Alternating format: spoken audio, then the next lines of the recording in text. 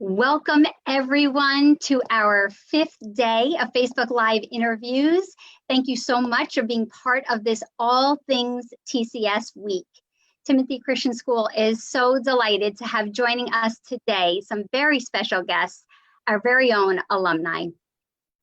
Timothy is blessed to have over 1,800 alumni now serving all over the world and in all sorts of different occupations. And I am so excited to have with me today 5 of them, and one is coming a little late, but that are going to be sharing with you today.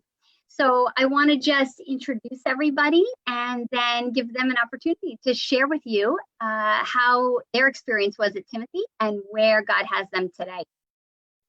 So we have joining us today, we'll start with Jarrett Locke, who is our most recent grad. Jarrett is a 2014 graduate from Timothy Christian School. Jarrett, will you say hello to everybody? Hi, thank you for having me. I really appreciate it. I'm looking forward to a great interview today. Great, we're so glad you're with us. And then we have Sarah. Sarah Chips is joining us today from Brooklyn, and she graduated in 1999. Sarah. Thanks so much for having me. This is great. Happy to be part of this. So glad you're with us. And next we have Barb Nelson, and Barb is a 1994 grad, and she also happens to be a Timothy faculty member and a Timothy Christian School parent. So we have 3 for 1 in Barb today. We're so excited to have you with us, Barb. Hi, everybody. You probably feel like a lot of you see me all the time, but I'm happy to share a little bit of my history with the school you may not know. We're excited for you to do that today. And we also have Doug McKay joining us from New Hampshire today. Doug is a graduate of 1986, and he is going to be sharing a little bit about his path today. Doug. Hi, glad to be here. Glad to share. Terrific. So I want to just get started with letting everybody listening know where you all are today, what God has you doing, and the journey that took you there from Timothy to now.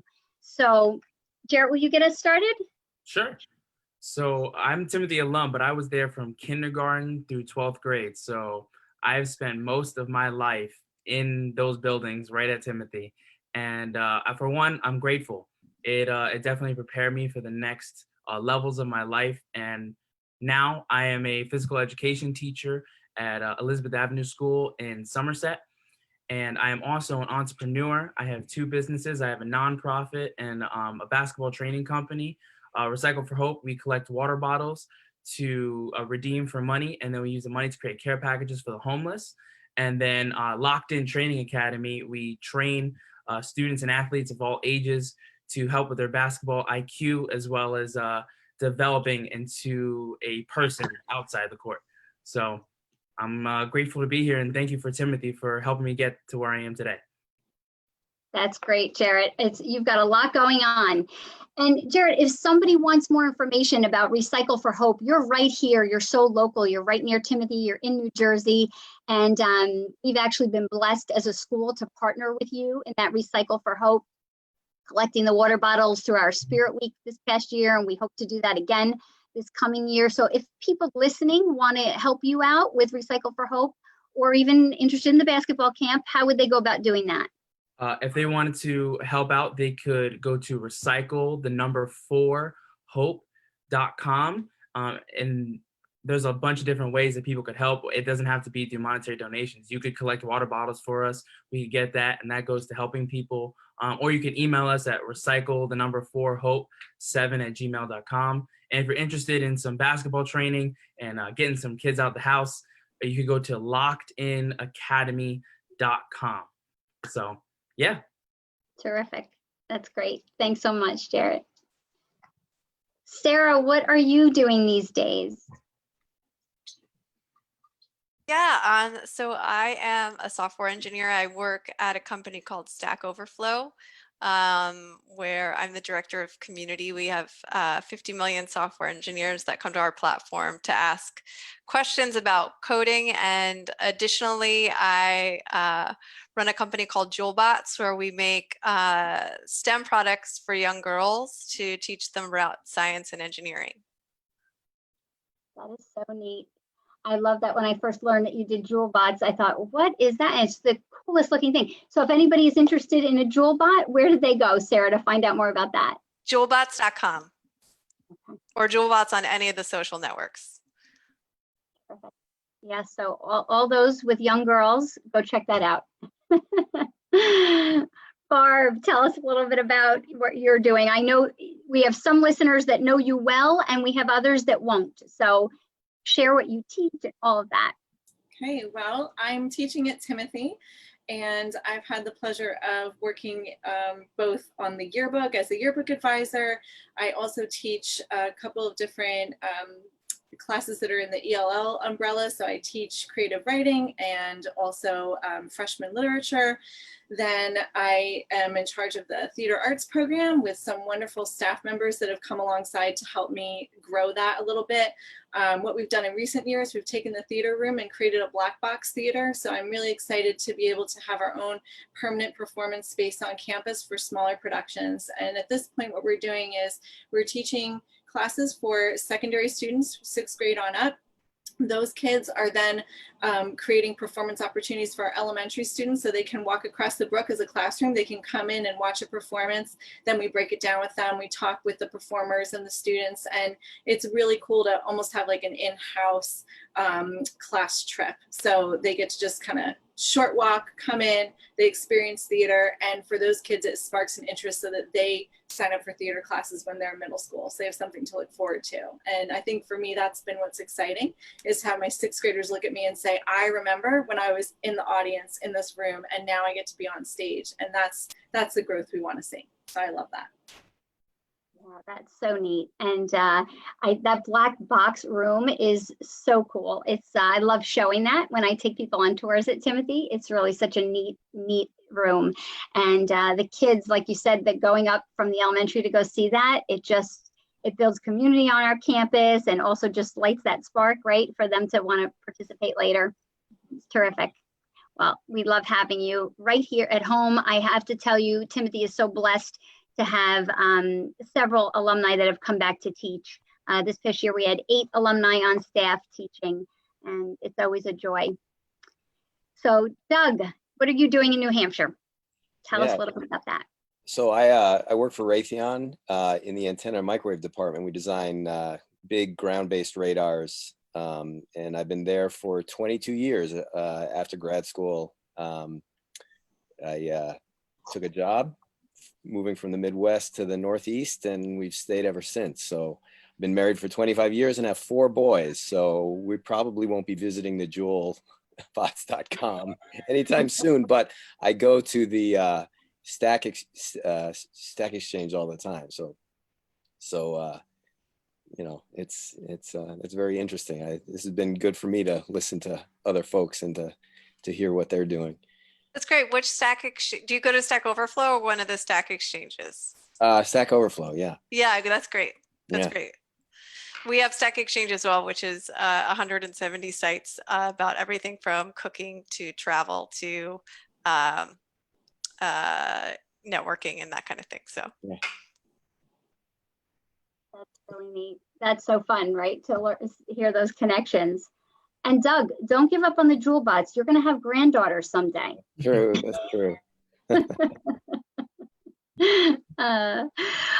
All right, so I would love to just go take a little walk back through the past now and hear a little bit about your actual experiences at Timothy. Tell us, if someone would get us started, and share, what did you love most? What was it about Timothy that made it a great experience for you? All right, Sarah, will you get us started? great.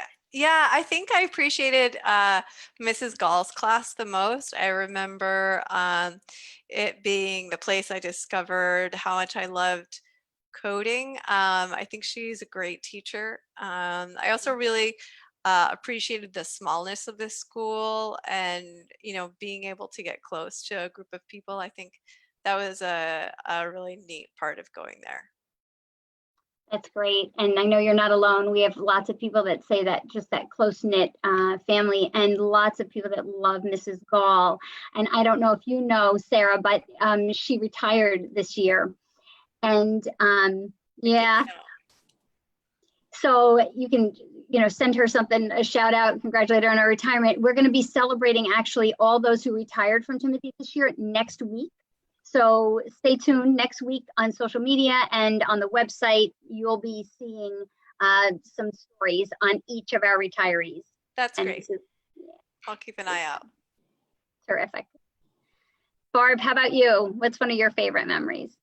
So I have a lot of favorite memories because I was, I'm still there. So my memories stretch back really far. But when I think about my time as a student, one of my favorite memories was working with Mrs. Martin. I don't know how many of you knew Mary Martin, and you might have known her in different capacities. Like someone like Jarrett, who was there K-12, might have known her in a different capacity. But for me, she was my theater arts teacher, and she was so disciplined. We went through Shakespeare and we learned how to perform an iambic pentameter, and then we also did really modern pieces.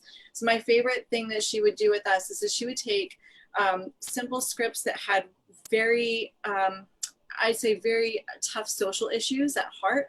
And that was our basis for performance in our own chapel. So to think about being a high schooler and getting up in front of your peers and talking about social issues that they might be struggling with, it really helped me to be more empathetic for people in my peer group that might be struggling with something that I didn't personally go through.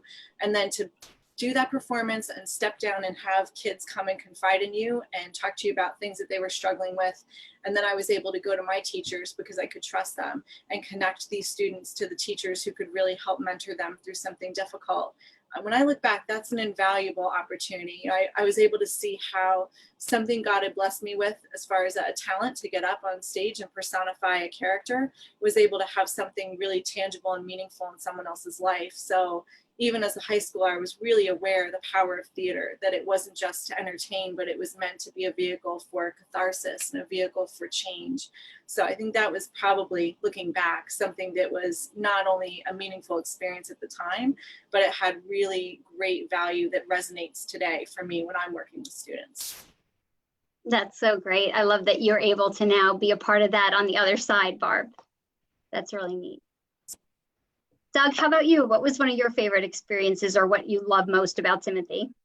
Oh, yeah, I don't know. I feel like my experience was a little bit different because my father was a teacher there. And so we would come early to school and, sometimes stay late. And we had sort of like an inside track on what was going on a little bit. And, even, Laura, my sister, is there now. So I still have a connection there that I feel like is a little bit behind the scenes and allows a little bit more access than others might not have, even if it's just like install movie screens or repair light bulbs or help mow the grass or something like that, But kind of ironically, even though, it's a school and you would think like the classes and the academics would be the things that make Timothy stand out, my memories relate to the things that were kind of like outside the classroom. So I remember as an elementary school kid, we had a Halloween parade and everybody could dress up in their costumes and walk around the field, which is now the middle school building. That building was built while I was there, but that was always fun. And there was outdoor education, which was a weekend that we would all get away and the teachers would be there. And I remember skits that the teachers would put on and the kids would run around, and Mr. Bills was running riflery or something like that, so it was very interesting to see the faculty in different contexts. And of course, I don't know, does the brook still flood? I mean, that was a perennial thing. And those memories and all of the like standing around, what are we going to do? And the community kind of that was fostered and built, kind of all those things outside the classroom are the things that I've taken away from it, in addition to the academics. That's great. Yes, the brook still does flood, but very rarely now. Lots has been done to make sure that doesn't happen. And I have to say, it's been pretty good the last couple of years, right, Barb? Absolutely. But those outdoor ed trips that you described, I have to say, I'm so glad to tell you they are still happening. And matter of fact, your sister, of course, is running them. Doug's sister, Laura McKay, is the middle school, high school principal today, and doing so many of those, still knowing how important those experiences are for kids. And particularly what you just said, seeing the teachers in a different setting and a different light and getting to know them at that level is such a beautiful thing and really fosters those relationships. So great. So Jarrett, having our most recent grad, what was your favorite part about Timothy? My favorite part about Timothy was the connections with the mentors, the teachers, the coaches. For that was so valuable to me because I was able to connect with people that wanted to see me succeed, both athletically, academically, but also like as a human being and a person. So quick shout outs like the Mr. Bills, the Coach Hobbs, the Mr. Loops. There's a number of people that I can name all the way down to elementary school that I could still contact now if I needed to and ask for advice on something, and they would still drop what they're doing and talk to me. And it was the same way when I was in 3rd grade. It was the same way when I was in 12th grade. It's the same way after I've been out for about 6 years. So for me, that connection, to be able to talk to those people and have that type of connection, I feel like that's rare. And I don't know how many people could get that elsewhere. So I'm very, very grateful for that. That's terrific. Yeah, I think I know, and I know that to be true, Jarrett, from you, from so many others, from my own children, my daughters that graduated and they're in college and they still connect and talk to their teachers at Timothy. So it's a wonderful thing. All right, so I have been asking everybody all week long for their one word that they would use to describe Timothy. If they could pick just one, what would that be? Love to hear your thoughts on this. Doug, you want to get us started? So I have a lot of synonyms. I think I picked perseverance, but the initial word I thought was scrappy, which is kind of the same thing. But I think for a lot of reasons, the environment, and I this is a perspective I think that I have now as an adult. I certainly didn't have it when I was a kid there, but to think back on things like that, the environment is very competitive, both in terms of who what the entry requirements are, but then also the distinctives associated with the school. Regulation is always a factor. You don't think of that as a student, but it's constantly on the minds of folks, and potentially over regulation by government.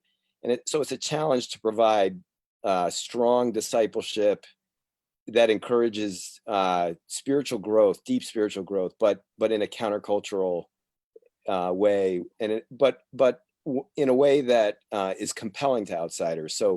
So you can't, be so rigid that you scare people away. So there's a balance to be struck there. It's very similar to the church, where you have to focus on growing and maturing and discipling people, but at the same time, you want to be focused on evangelism. So you have sort of like the new person coming in, and yet you have to offer something for the older person, the mature person, in terms of their faith. So that's a difficult thing to maintain. It's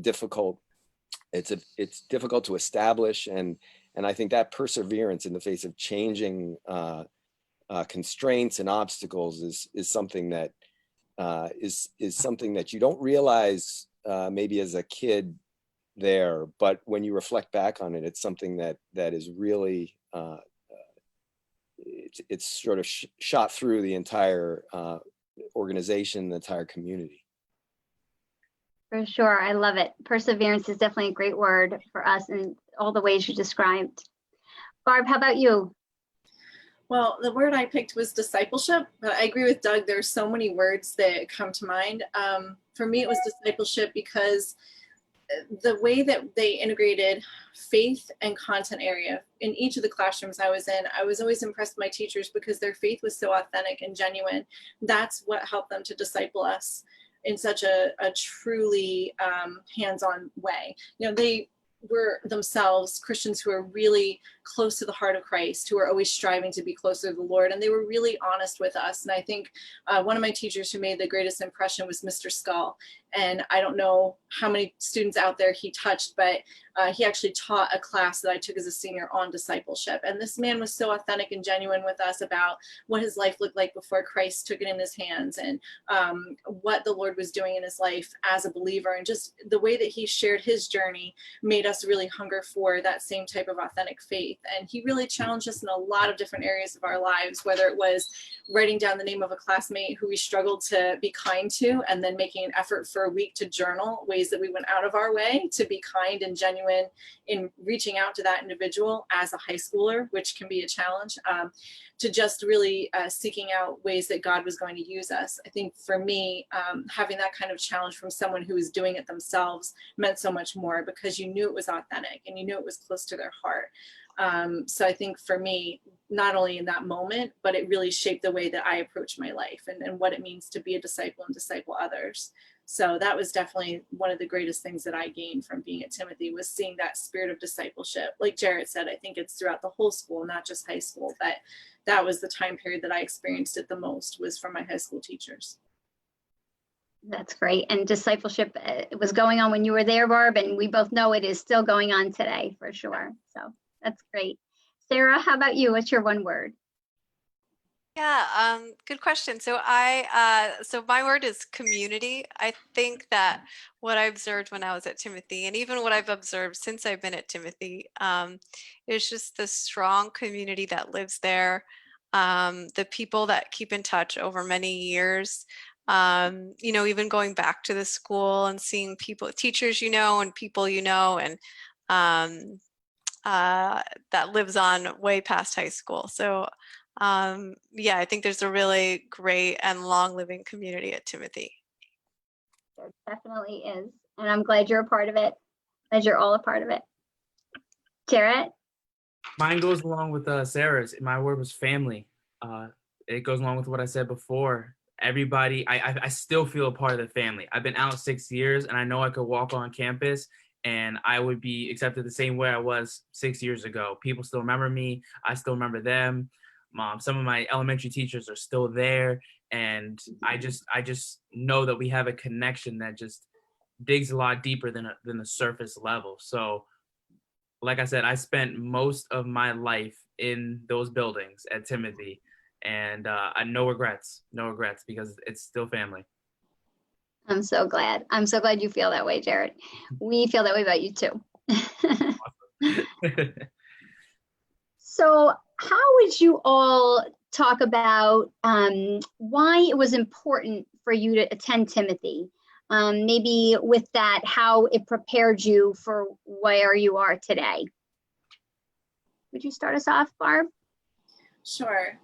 Now I grew up and I still live in Scotch Plains, and it's an area with an excellent school system, and they have a great reputation. But I know that if I went to Scotch Plains, I would have just been a number, and I would have been lost in the crowd. You know, I was not a star athlete. I wasn't a star in the classroom. I was just an average academic when I was going through high school.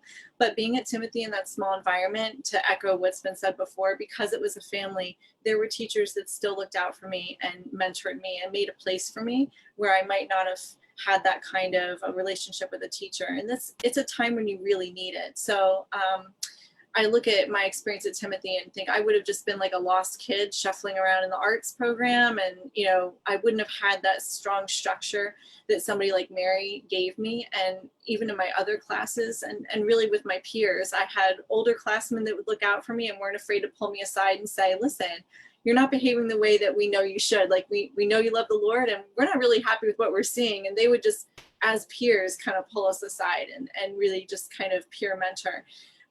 You know, as students, we could get together and have a Bible study on our own. We could go and do outreach in the nursing homes with Mr. Keller. And all of that really formed who I was. And all those pieces together, when I went to college, I went to a really big Christian university, but I still could have fallen by the wayside and just kind of done my own thing if I didn't have that basis between good mentorship and discipleship and a strong educational base and being mission minded. That's really what I feel still defines who I am today. And I learned all of that by being at Timothy and having that leadership before me and giving me those opportunities.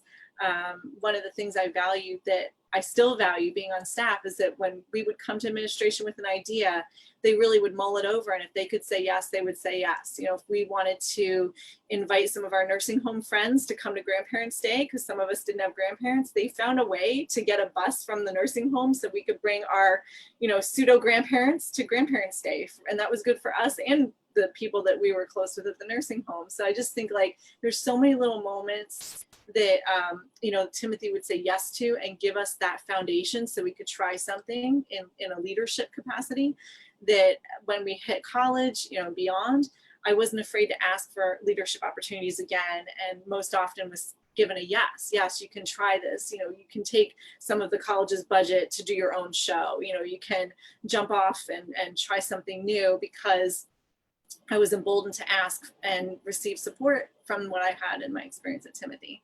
So I just think that was a really big part of shaping who I am and how I approach things today. Yeah, that's terrific. Doug, you look like you were thinking some of those things along the lines that Barb was talking. Oh, it's just interesting to hear Mike Keller's name again. That's he was there. Yeah, I think the exposure to a broader community of committed Christians was very good. I mean, there were a variety of faith traditions represented there. And so it encouraged discussion and debate and exploration of different viewpoints that, you know, that's foundational. You begin to figure out how to do that and how to discuss things civilly and mull over sort of implicitly held, you know, your assumptions and things like that. And you turn those over in your mind and you take what's good and you leave behind what's bad. So that was very good. It was foundational for further study. And then also, like, as a way, like, you know, your family of origin kind of becomes a model for your family going forward, and the influence that Timothy has had in my life, I've tried to inject that into our kids, and even to the point of, like, oh, we can reproduce different experiences that I had in my kids' lives. So it's been really good from that point of view, encouraging open questions and dialogue. That's great. And, you know, still today, Timothy has the student body represents over 100 different churches that they're coming from. So there's definitely that still happening today. And the worldview class that John Barr teaches, he spoke about a little bit on Wednesday. And one of the students actually commented on that yesterday, just how they felt that, you know, thinking about other people's worldviews, how much it's helping prepare them, you know, for what's next. Sarah, how about you? Yeah, I think, yeah, I'll bring it back to Mrs. Gall's class again. I think if it weren't for that class, I don't think I'd have discovered programming and fall in love with it as much as I did, which really changed my life. I think I think it was an environment where there's a lot of both self-directed and teacher-led learning, which was really helpful for me personally. I think that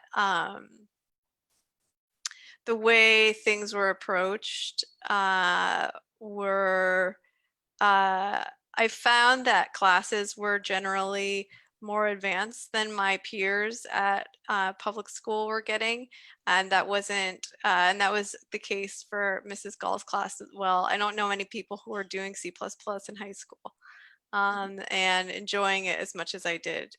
So I think that definitely affected my life a ton, because I knew immediately that's what I wanted to do with the rest of my life. So I think that was a very cool experience to have in high school, and one that I think not many people realize that young. So I think that was a really special part of my high school experience. That's really neat. What a neat thing, right? To go into a class and think, I don't even know if I'm going to like this, and then to fall so much in love with it and be mentored by someone that's so wonderful at it and encouraging you to go into that field. And here you are today. That's really neat. How about you, Jarrett? For me, it was giving me the foundation of my faith. As soon as I went from Timothy and graduated, I went to TCNJ, and there was more people on my floor that I lived with that was in my graduating class when I graduated. And so there was a lot of different people, a lot of different beliefs, a lot of different systems that I was now exposed to that I wasn't necessarily exposed to before. And because I had the mentorship, because I had the discipleship, because I knew where my faith stood, I was able to stand my ground, and I was able to know what I believed, why I believed it. Because of worldview classes, like I had an argument and debate, like, no, I don't do this because, and it really gave me that foundation that I needed to continue to walk in the midst of people that believe differently than me. And obviously peer pressure is a thing, but because of my education and my discipleship, my mentorship, I knew where I stood. So I'm very, very grateful for that. I'm so glad. That is great. We talk about that all the time, right? Timothy's providing a foundation, and for you to stand firm on your faith and make it your own and be able to talk about it when you leave and share it with others, and have a reason for the hope that you have, right? As Paul says in his word. Mm-hmm. So I have to tell you all, we are just coming to the end of our time. It went so quickly. It has been such a joy to be with you all today. And I'm sorry, I want you all to know Dr. Kevin Shu was trying to come on and join us, and there's some technology issue, and I'm sorry he wasn't able to make it on, but we'll have him another time. So for all of those of you who might have been looking forward to hearing Dr. Shu this morning, just know that we'll have him at a later segment. And I, again, want to tell all of you, Doug and Jarrett and Sarah and Barb, please, anytime you're in the area, Barb's with us, but for the rest of you, please come and say hello and come visit. And I look forward to doing more interaction with more alumni in the future. We're going to be having some more of these in the coming weeks and months ahead. So stay tuned for what's next. And for all of you out there listening today, again, any alumni, please connect with us on our social media channels, especially LinkedIn. And for Doug and Sarah, having that connection in that world, that would be great. And then for the rest of you, who knows, what connections you might find that way. We also have an alumni Facebook and Instagram page for those of you who are on social media and want to follow us that way. Follow TCS and J. And we look forward to connecting with you more in the future. So everybody, I just want to say thank you again. Have a fantastic rest of your day, and God bless. Bye, everybody. Thank you. Bye.